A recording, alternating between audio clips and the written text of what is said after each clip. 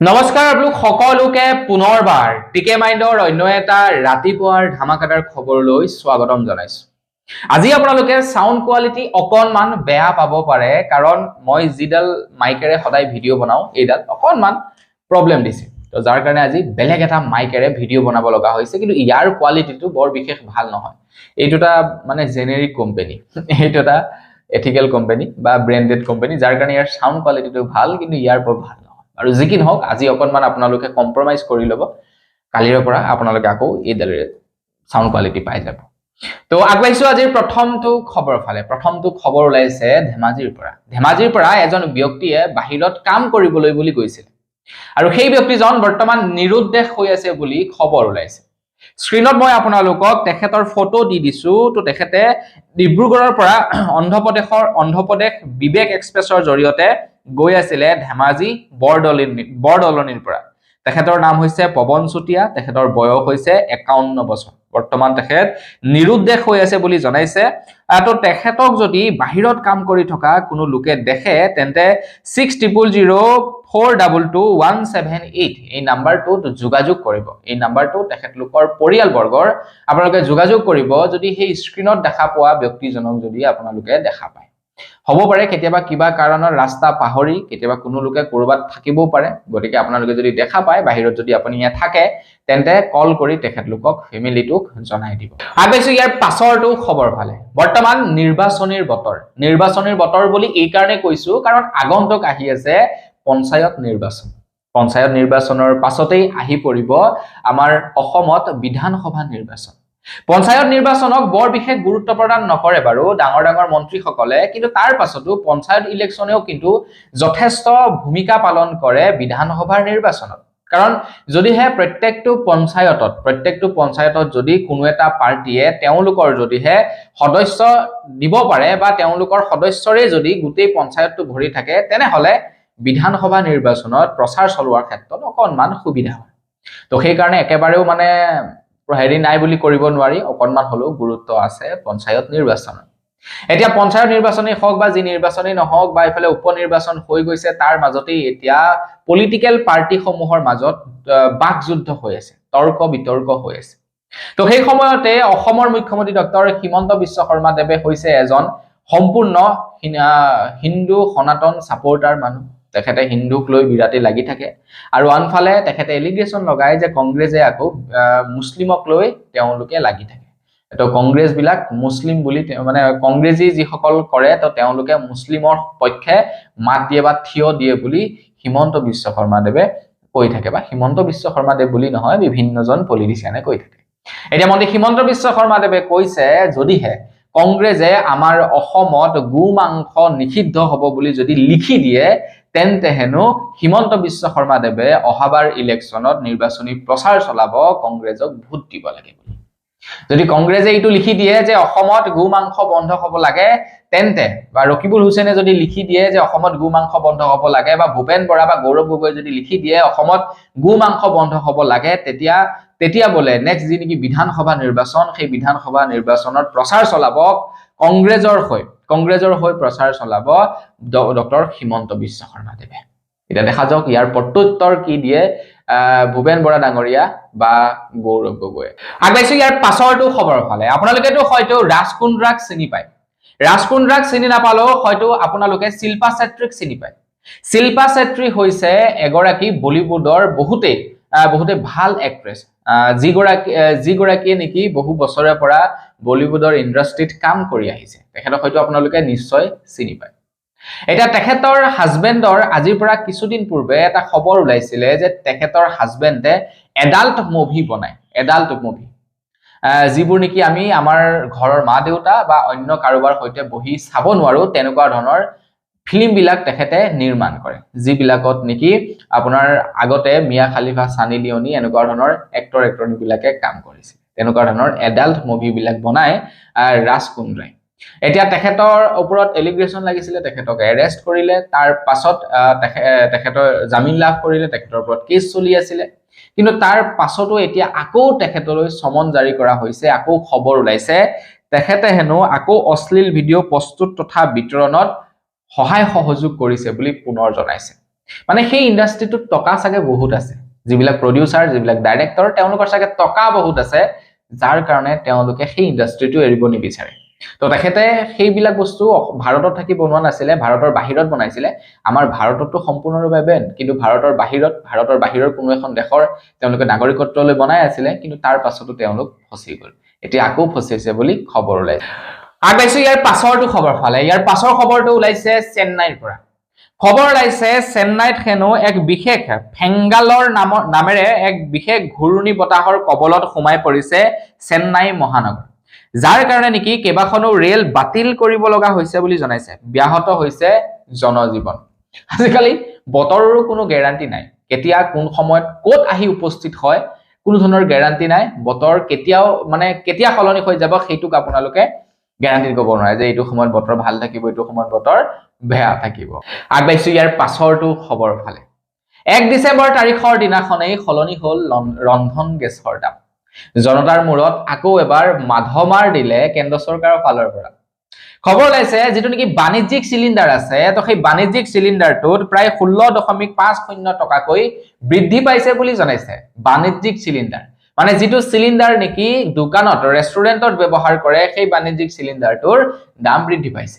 এতিয়া বহু লোকে হয়তো ক'ব যে আমিতো সেইটো ব্যৱহাৰ নকৰো, আমিতো ঘৰত সৰু চিলিণ্ডাৰটো ব্যৱহাৰ কৰো, সেইটোৰটো দাম বঢ়া নাই, গতিকে আমাৰ কোনো টেনচন নাই, বজাৰত যিটো নেকি ব্যৱহাৰ হয় সেইটোৰহে দাম বাঢ়িছে। এতিয়া কথাটো হৈ গ'ল যিজন দোকানে নেকি বেছি দামত চিলিণ্ডাৰটো ক্ৰয় কৰিব, তেখেতৰ খৰচা বাঢ়ি গৈছে। তো খৰচা বাঢ়ি যোৱাৰ লগে লগে তেওঁলোকে কি কৰিব, তেওঁলোকে বিক্ৰী কৰা বস্তুবিলাকৰ দামটো বঢ়াই দিব, হয় নে নহয়? গতিকে আল্টিমেটলি লোকচানটো কাৰ? তেওঁলোকে তেওঁলোকৰ প্ৰফিটটো উলিয়াই পেলাব, কিন্তু লোকচানৰ সন্মুখীন হ'ব লাগিব আমি বিলাক। আগবাইছো ইয়াৰ পাছৰটো খবৰ ফালে।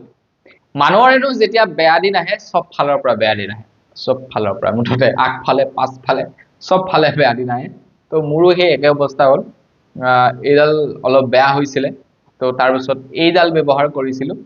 এতিয়া ভিডিঅ'টো ৰেকৰ্ডিং কৰি থাকোঁতে সম্পূৰ্ণ কৰিলোঁ। ৰেকৰ্ডিং কৰি যেতিয়া অপেন কৰিছোঁ ভিডিঅ'টো, দেখিছোঁ আধাৰ পৰা ইমানটোৰ আগলৈকে চাউণ্ডটো আছে, ইয়াৰ পাছৰ ডোখৰ চাউণ্ডটো নাই।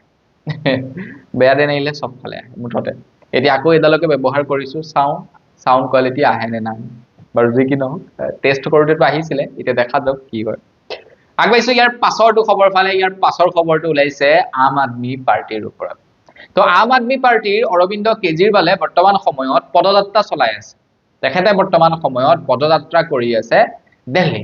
তো সেই সময়তে খবৰ ওলাইছে অৰবিন্দ কেজৰিৱালৰ ওপৰত এটেক চলোৱা হৈছে, এটেক কৰিছিলে বুলি জনাইছে কিছু দুষ্ট লোকে। তেখেতৰ ওপৰত এটেক কৰিছিলে, তেখেতক প্ৰাণে মৰাৰ চেষ্টা কৰিছিলে বুলি জনাইছে আম আদমি পাৰ্টি। আম আদমি পাৰ্টিয়ে জনাইছে যি কেইজন লোকে নেকি এটেক কৰিছিলে তেখেতলোকৰ ওপৰত, সেই কেইজন বিজেপিৰ মানুহ বুলি আম আদমি পাৰ্টিয়ে এইটো এলিগেশ্যন লগাইছে বিজেপি পাৰ্টিৰ ওপৰত। যি কেইজনে এটেক কৰিছিলে তেওঁলোকক বাৰু ইতিমধ্যে এৰেষ্ট কৰা হৈছে, তেওঁলোকক ধৰিছে, কাৰণ তেওঁলোকৰ ওপৰত ডাইৰেক্টলি এটেক কৰিবলৈ গৈছিলে যিহেতু অৰবিন্দ কেজৰিৱালৰ ওপৰত। তো তেখেতৰ ওচৰে পাজৰেতো মানুহ থাকে, তো তেখেতলোকক ধৰি পেলায়। তো অৰবিন্দ কেজৰিৱালে বৰ্তমান সময়ত দিল্লী মহানগৰীত বৰ্তমান সময়ত পদযাত্ৰা কৰি আছে। তো তেখেতে এটা বিশেষ সাৰ্ভে চলাই আছে যে দিল্লী মহানগৰীত যি কেইখন নেকি বৰ্তমান ফ্ৰী আঁচনি চলি আছে, জনকল্যাণমূলক আঁচনি চলি আছে, তো সেই কেইখন আঁচনিৰ পৰা কিমান মানুহৰ উপকৃত হৈছে, মানুহক প্ৰকৃততে সেই আঁচনি কেইখন লাগে নে নালাগে, তাৰ বৰ্তমান সাৰ্ভে চলি আছে। আৰু বহুতো কাৰণত তেওঁলোকে বৰ্তমান সময়ত পদযাত্ৰা কৰি আছে, গতিকে তাৰ মাজতে এই অঘটন সংঘটিত হয়। আগবাইছো ইয়াৰ পাছৰটো খবৰ ফালে। ইয়াৰ পাছৰ খবৰটো ওলাইছে এইখন অসমৰে পৰা। এজন যুৱকে এটা চৰম পন্থা অৱলম্বন কৰিলে এখন ই ৰিক্সাৰ কিস্তি দিব নোৱাৰাৰ বাবে। এজন যুৱকে এখন ই ৰিক্সা ক্ৰয় কৰিছিলে আৰু সেই ই ৰিক্সাখনৰ কিস্তি পৰিশোধ কৰিব পৰা নাছিল, যাৰ কাৰণে নেকি যুৱকজনৰ পৰা ই ৰিক্সাখন ফাইনেন্স কোম্পানীয়ে আহি টানি লৈ গ'ল।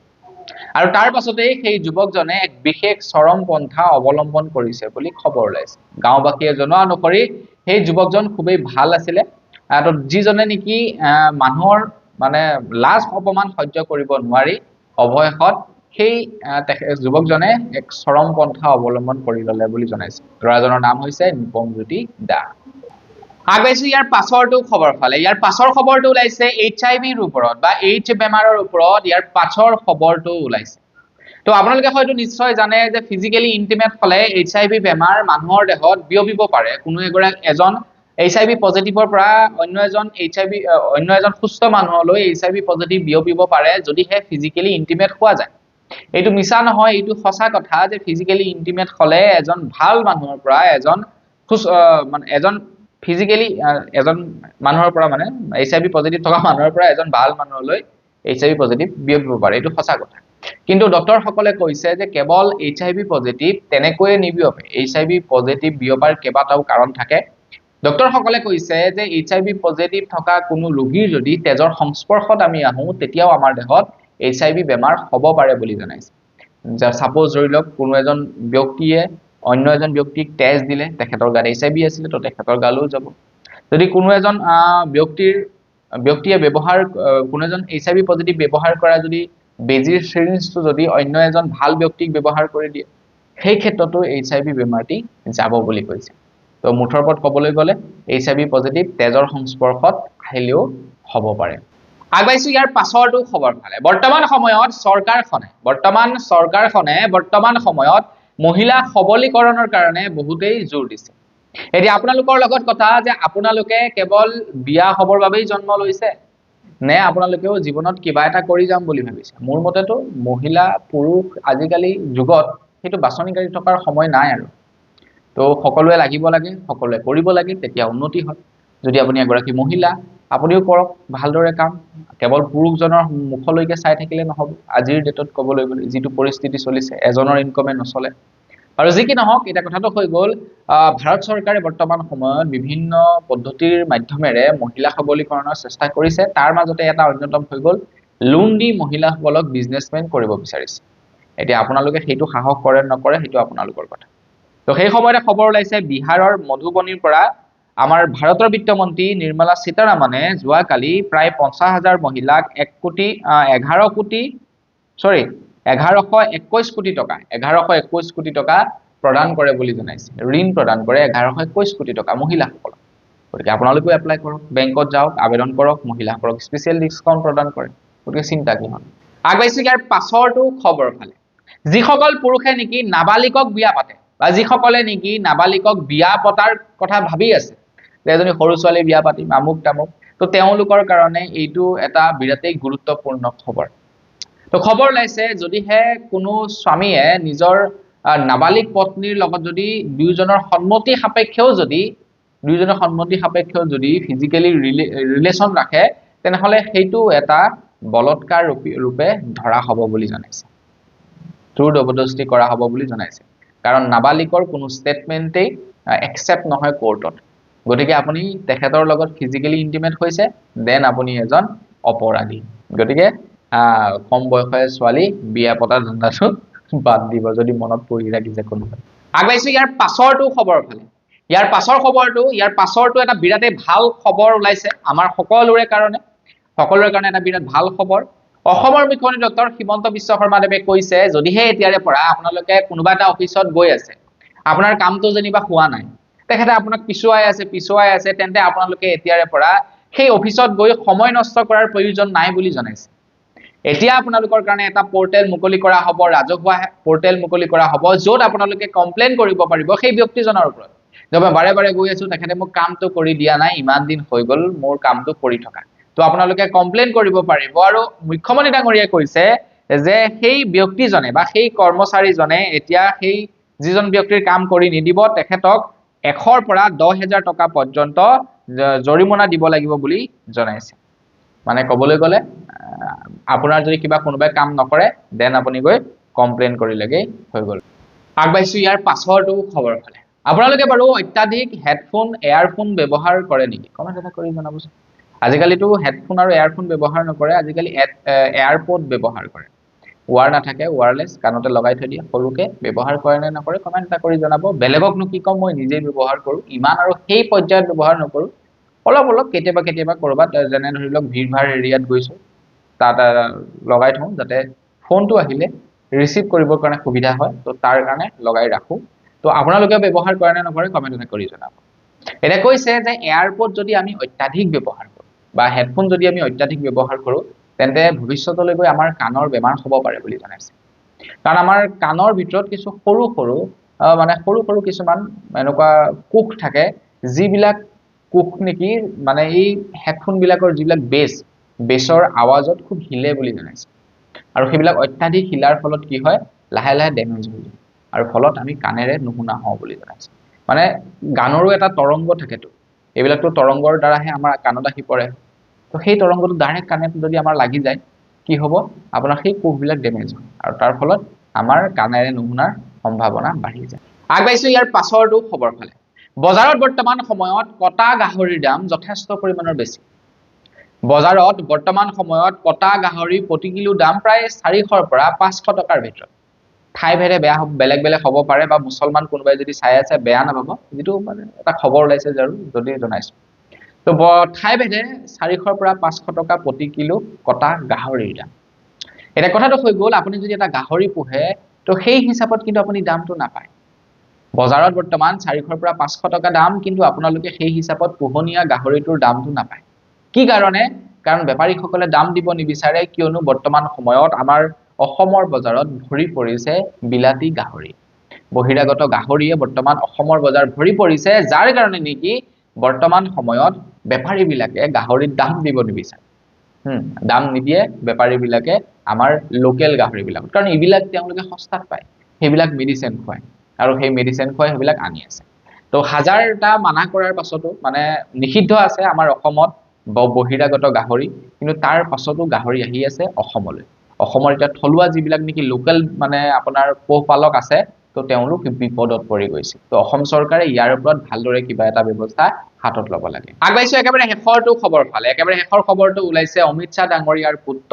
জয় শাহৰ ওপৰত তো অমিত শাহ ডাঙৰীয়াৰ পুত্ৰ জয় শাহে আইচিচিৰ অধ্যক্ষ ৰূপে শপত ল'লে বুলি খবৰ ওলাইছে খবৰ ওলাইছে যে আমাৰ ভাৰতৰ পৰা তেখেতৰ লৈ এতিয়ালৈকে 5জন ব্যক্তিয়ে আইচিচিৰ অধ্যক্ষ ৰূপে শপত গ্ৰহণ কৰিছে তো আমাৰ তৰফৰ পৰা অমিত শাহ ডাঙৰীয়া তথা বিজেপি পাৰ্টিক বহুত বেছি শুভেচ্ছা জনাই তো আজিৰ ভিডিঅ'ত ইমানেই পুনৰ এটা ভিডিঅ'ত সকলোকে লগ কৰাৰ খাই বিদায় মাগিছো ধন্যবাদ জয় অসম